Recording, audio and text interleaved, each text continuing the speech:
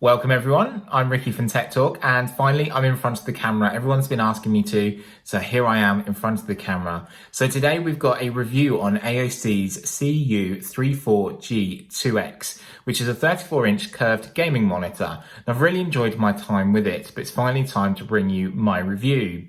So it's from their G line of monitors and it's the second generation of their monitors. So I'm really looking forward to jumping in and seeing how this super deep immersive monitor can actually bring your gaming to life. So let's go through the review together. So what are we looking at all the time? So when you turn on your monitor, you're going to be greeted with a 34-inch WQHD display with a resolution of 3440 by 1440. It offers a 21:9 aspect ratio. And it has a 1500R curved display. So the 1500R stands for the radius measurement. So if it was actually a full circle, that's what it means. Having a curved display also pulls you into your content and makes you feel more immersed. And that's where it says the super deep immersion. It really pulls you into your content, thanks to very great technical specs this monitor has to offer. So the actual panel is a VA. VA stands for vertical alignment and is a type of LED, a form of LCD panel. VA panels are known as having the best contrast and image depth among other types of display panels. There's TN, which is twisted pneumatic, and an IPS, which is in-picture switching, but also the VA panels are known for a really bad response time, and this is not true with this monitor. This monitor offers a 1 millisecond response time, which is measured via MPRT, which is more defined and more comparable and is actually more correct than the grey to grey measurements that we see with other displays. A pixel response time of 1 millisecond means speed without smear for an enhanced experience. Fast-moving action and dramatic transitions will be rendered smoothly without the effects of ghosting. So that's really good when it comes to your gaming here. It also boasts a 144Hz refresh rate.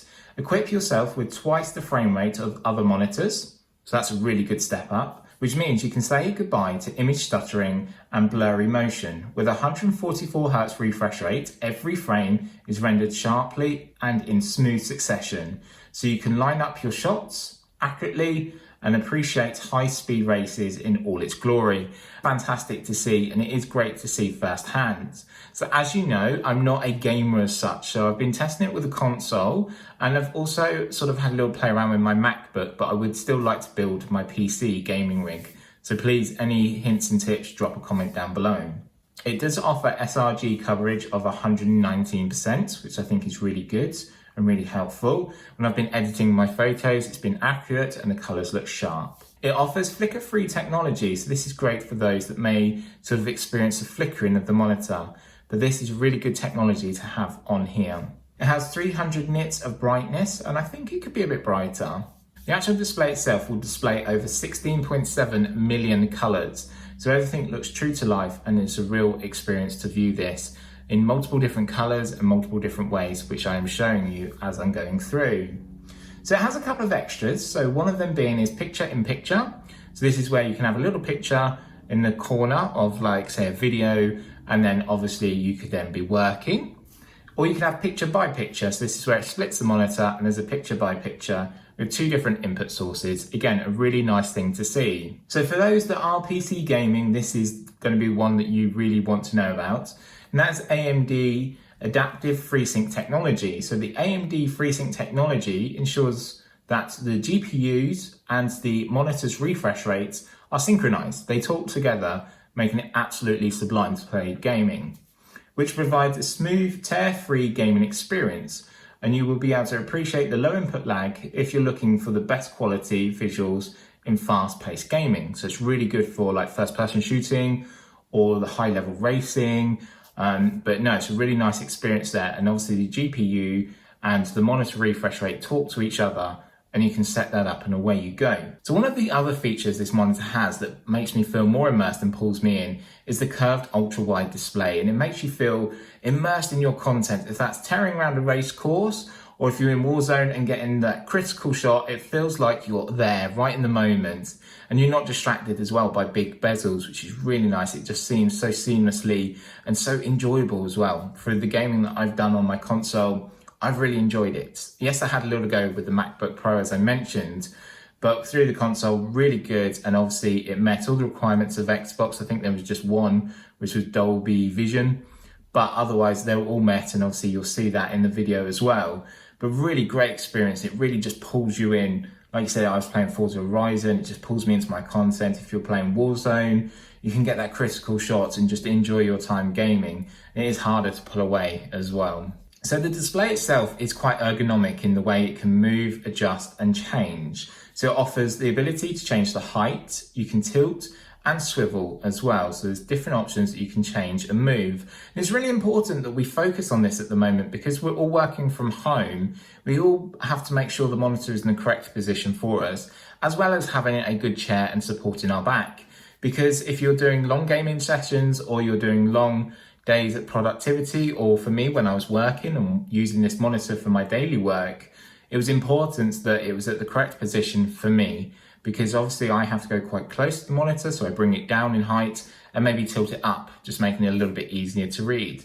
But obviously you can change, adjust this depending on you. So let's go through the different options now that you can move this monitor around in. So just switching around, let's talk about that ergonomic design that we spoke about and the flexibility of this monitor. Starting off with your viewing angle. So it can be viewed from multiple different angles, and it has a 178 degree by 178 degree. So that means it's near enough perpendicular on a horizontal line that you can view this monitor on. So if you come and stand all the way to the right hand side, you can see the same color, same saturation, and also the same on the left hand side.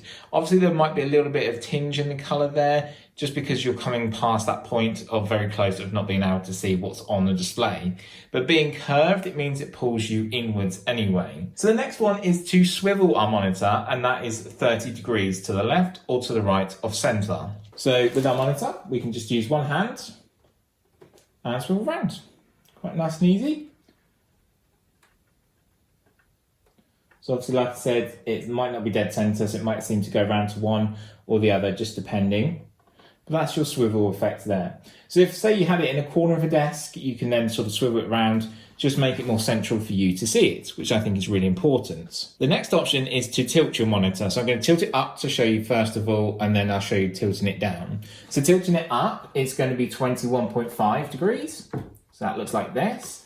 And all the way down is about 5 degrees. So give and take, depending, there are variables on this. So if we turn it around to the side here, and again, what I'll do is show you that tilt motion. So this is the up version, which is 21.5, and then down.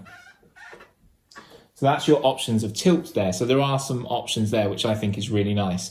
And obviously you can see then along the monitor, you can still see here, as I mentioned, with that 178 degree view. So coming back around center, our final one is our height adjustment here. So it's at its highest point, but let's take it down to its lowest point to one hand. And as you can see, it goes quite low to the desk, which is really quite good if you really want to focus on what you're looking at. And again, you can then tilt this up if you so want to. So bring it up a little bit, tilt it up, and then pull it down. And this is how I was using it for my productivity with work, especially with the RNIB. I found it easier to use it like this when I was working. So there's some of the height adjustments, the swivel options, and also the tilt you have with this monitor. So let's take a look at our menu options that we have. So there's some buttons under the bottom right-hand corner of the bezel. And yes, they are buttons. I prefer a joystick control stick system, but there are buttons here. They are tactile, and it's quite hard to feel them as well. I will say that is quite difficult. You'll also notice there are some symbols along the bottom bezel as well to let you know what it represents. For me, being vision impaired, these are quite hard to see because they're engraved into the black on black. So maybe they can make them white or actually make them more tactile in feeling. But let's carry on anyway. So your first one is your power button. So we're just going to turn it off. This will turn off the monitor. Turn it on. It will detect what the source is that we're using, which currently is my MacBook Pro via HDMI, and this will turn back on for us. So following along, our next option is going to be our menu. So our menu pops up here, and you can use the next two to go through. So you can choose these ones to go through. Your final one to the far left-hand side will be your cancel one, or you can press the menu one again to actually go into this section if you want to, and then go through the different options you can change or adjust. And again, we can come back You can go up and down, so we can come back here, then we can carry on cycling through. We can press that back one, right at the far left-hand side, and this one will take us back. The next one after that is our crosshair for those who do first-person shooting. You can see a crosshair here will make it easier to get that great shot at the far end of like the field, or like to get that key person, say for instance they're on this mountain here that we see from Catalina Islands. So you can toggle that on or off there for gaming. Again, that works for console and PC gaming. Our next one is to select our gaming mode. And again, you'll see once you cycle through these, the different options, you can see how much it changes and adjust the color. And again, it'll change the actual monitor itself. Save you going into the menu and then changing it as well. So press that back one and that'll come away. Our final one to the left-hand side is 2 HDMIs or 2 display ports, and you can choose which ones you prefer. So talking of connectability, what we're going to do now is turn around and have a look at the connectability of this display. So taking a look at the back of our monitor, you've got these very prominent red stripes here from AOC, as you always know. So 2 diagonal ones, then 1 straight up and down the column. In the middle of the column, we do have an ergonomic style again, thanks to cable management options there. And as I mentioned, this does have a VESA mount, so you can actually remove this if you so want to. So underneath is a button that you need to just press upwards. This will take this off, and this shows us then our connectability, and also shows us where the VESA mount goes. So this is 100 by 100 measurement inside here to use a VESA mount or a clamp or a grip to put onto the desk if you so want to. And then you don't need this quite large, it's got quite a large footprint as well. So it's up to you if you want to remove that, but that's great to see there. Just going to sit that down here. So there are the actual connections inside there. So let's just tilt up our monitor here and we can have a look at our connectability. So we've got our power. Coming across, you have your headphone out. So if you want to use headphones, you can do. As I mentioned, no inbuilt speakers. You have 2 HDMIs and then 2 display ports. And then also you have your USBs down here at the side. And then you'll need a connection cable to connect into your setup as well. But that's all the ports you have on here, which is enough, I think. I think it's enough to have. You also have a Kensington lock if you want to lock down your monitor. But these bright red stripes look fantastic, and sometimes I change the Philips Hue lights at the back there to match it, and I can really enjoy my gaming experience. And then at the top, you have an AOC logo, which looks really nice. So that is all of our monitors. So let's turn it around and go through the rest of the review. So coming up finally is my personal thoughts and my experience with this monitor. So I have experience using this monitor now for the last 4 to 5 weeks. So mainly for me, it's been doing my day-to-day job within the R&IB. So we're helping customers and making sure they're okay. So that means I need loads of different screens open at any one point. So this is really good, having a large display. I can have multiple windows instead of keep going to one window or tabbing through them. It also means then as well, having a wider display, I can have just my calendar open and people can sort of see what I'm doing. And it just means the productivity can flow. Also with the wide display, it means that I can video edit as well. I can use iMovie or Final Cut Pro to edit these videos. And I've really enjoyed using that because obviously you've got the great resolution here. It means I can see my content in the way it's recorded as well. So that's really nice, and it means my content looks great on the monitor, so it'll look great for you guys when you're watching it back. So when it comes to the gaming side, and yes, this is a gaming monitor more preferable to productivity, what I do mainly, I enjoy my gaming through consoles at the moment. I do want to build a PC build for PC gaming, so please let me know down below in the comments what's the best options to go for, what's the best things to get, and I want to create it together as a community. I think it's really important. Xbox did meet all the requirements of the monitor to sort of use it in 4K. Fantastic. As I said, the only thing that let it down was the Dolby Vision. Otherwise, no, fantastic for gaming, really enjoyable. No ghosting, I didn't see no tears or anything like that. Kept up with the game, so I played Forza Horizon, played Fortnite, I played FIFA, because normally sometimes in FIFA you'll see ghosting. I played Warzone. It was just really enjoyable.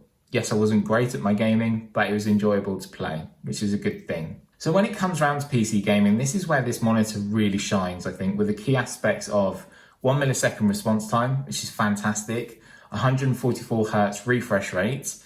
You've got the AMD Freeesync technology as well, so where the GPU and the monitor's refresh rate talk to each other. making sure the monitor is crisp and clean as always. You can line up them perfect shots, or you can just speed your way through the races and absolutely enjoy your gaming. So this monitor is fantastic for that options to have there.